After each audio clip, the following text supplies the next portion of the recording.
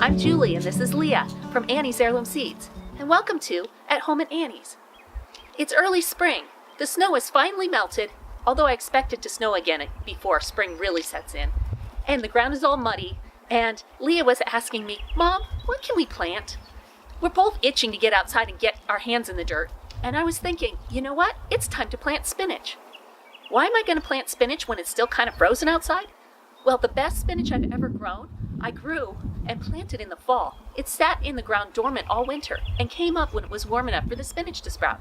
And that was the best, sweetest spinach I've ever had. So I thought, let's try and do that by planting early in the spring before it's warm enough for the spinach to sprout. So that's what we're going to do.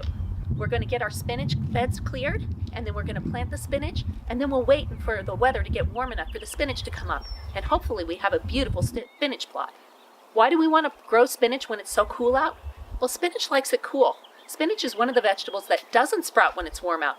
If it gets too warm, 70 to 80 degrees, it's not even going to sprout. And then if it grows, it's going to be kind of bitter and stay kind of small. Spinach really likes to grow in the cool of early spring and late fall. So that's what we're going to do. I thought we'd plant 2 large planters of spinach this year. Our large planters are 4 feet wide and 12 feet long, so they're not really big, but they're big enough. I have 4 drip tapes down each of these, which should give us plenty of spinach. Spinach doesn't grow really big, so we can plant them fairly close together. So the first job is to clear these beds out and get them cleaned out from last year.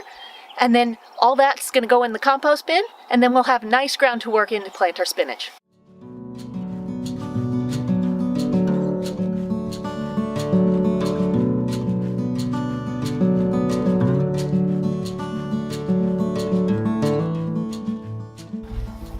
As you can see, our beds are nicely weeded.